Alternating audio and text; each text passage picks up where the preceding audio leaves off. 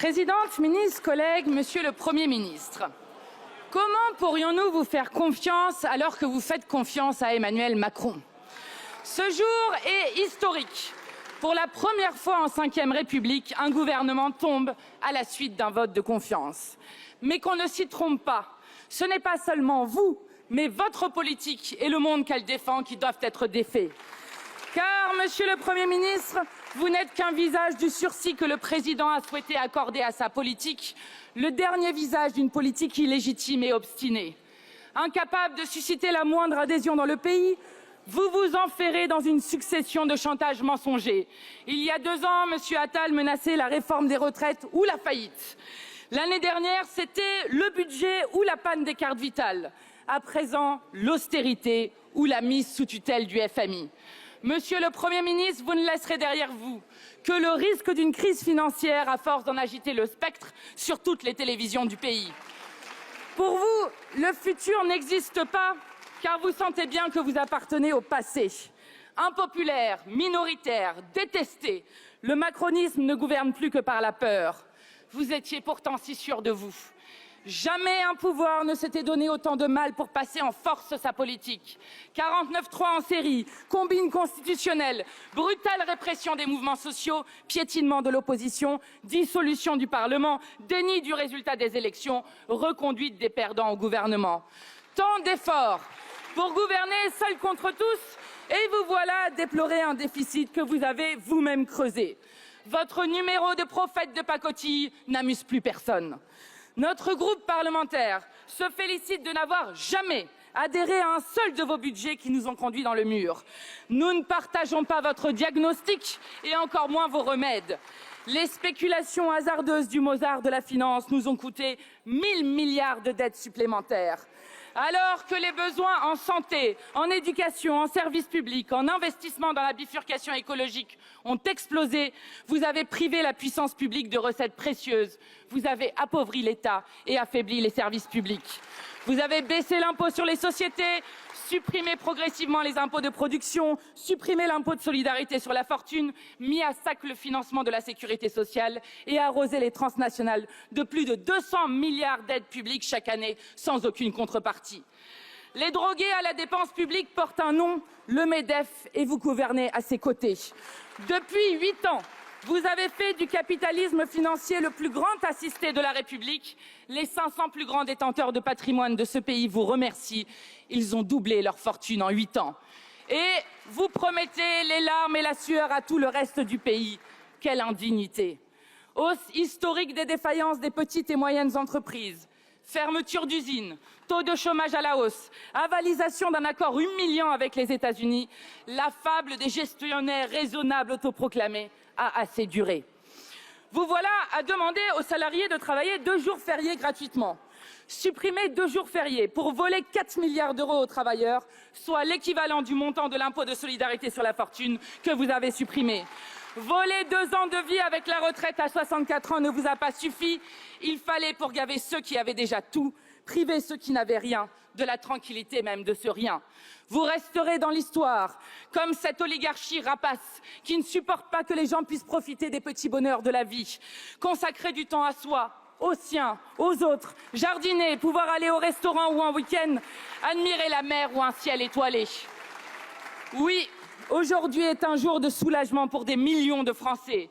Soulagement que vous partiez, Monsieur le Premier ministre, après vos mensonges face au scandale Betaram qui a mis des générations d'enfants en danger. Soulagement de ne plus avoir comme ministre de l'Intérieur un homme qui parle comme Pétain de français de papier et qui hurle à bas le voile. Soulagement que vous emportiez dans votre chute votre projet de budget cruel et injuste qui visait à dépouiller le peuple de France. Car vous n'êtes pas seulement une imposture, mais un danger pour le pays. La violence de votre politique s'abat dès le berceau. Plus de 2000 enfants naissent, vivent et meurent dans la rue, aux côtés des 350 000 sans-abri du jamais vu depuis l'après-guerre. Notre taux de mortalité infantile est l'un des plus élevés d'Europe. La maladie du scorbut que l'on croyait enrayée depuis un siècle atteint aujourd'hui de jeunes enfants. Vous n'avez pas dépensé un centime pour protéger les enfants des violences sexuelles, et ce alors que 3 enfants par classe seraient victimes d'inceste. Vous n'avez rien fait pour démarchandiser le secteur de la petite enfance. Pire, Madame Berger a copiné avec les lobbies des crèches privées. Rien non plus pour ces milliers d'enfants en situation de handicap privés de scolarisation à la rentrée, faute d'accompagnatrices. Le macronisme est une fabrique de maltraitance infantile, mais à vous suivre, ces enfants-là n'avaient qu'à hériter. C'est ce qu'Emmanuel Macron avait oublié de préciser. Avec vous, l'argent ne ruisselle qu'à la naissance, sur les bien-nés. Vous avez fait de la France une société de caste archaïque, où l'héritage concentre 60% du patrimoine national. Comme au XIXe siècle, les 10% des plus riches concentrent 80% des actifs financiers et professionnels. Mais comment vous en vouloir? Vous en faites partie. Pour être dans ces gouvernements très courts mais très sélects, il faut posséder au minimum 3 logements. Il faut de préférence être millionnaire, comme c'est le cas de 22 de vos ministres, qui ont généralement hérité de leur fortune. 104 millions d'euros, c'est le patrimoine cumulé des ministres au pouvoir. La vérité de votre politique se trouve là.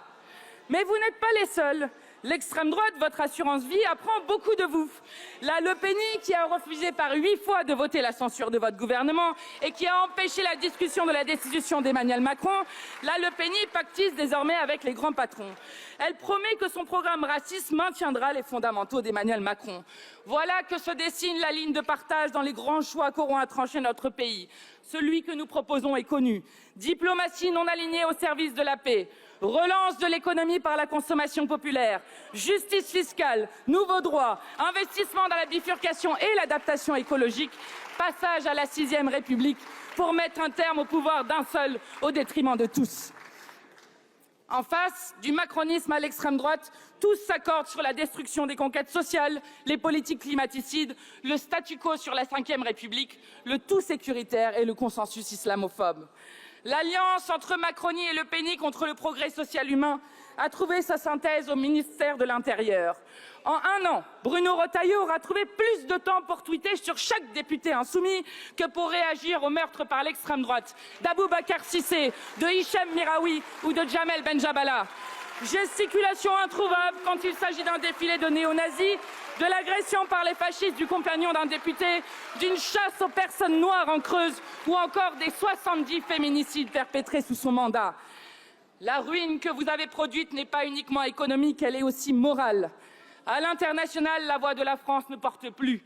France Diplomatie a laissé place à France Incantation. L'abominable génocide perpétré par l'armée israélienne à Gaza ne rencontre aucun obstacle du côté de la France, qui vient encore de livrer des dizaines de millions d'euros d'armes à un État dirigé par des criminels de guerre. Plus de 60 000 morts, dont un tiers d'enfants, 40 000 enfants blessés dont la moitié est handicapée à vie et toujours aucune sanction contre leurs bourreaux. Soyez humain si vous voulez être original. Plus personne ne l'est, disait le poète Max Jacob. Aujourd'hui, ce n'est pas seulement un gouvernement qu'il nous faut renverser, mais un monde fondé sur l'inhumanité, la brutalité sociale et l'absence de solidarité. Vos ricanements quand une femme atteinte du cancer vous reproche la loi du plomb. Votre morgue, vos calculs byzantins pour vous maintenir coûte que coûte. Les Français n'en peuvent plus. Monsieur le Premier ministre, personne ne doute que le président fera surgir 1000 avatars pour vous succéder. À messieurs Darmanin, Lecornu et tous ceux dont les appétits s'aiguisent à mesure que les places dans le radeau se libèrent, sachez que vous êtes les noms génériques d'une politique avec laquelle les Français veulent rompre.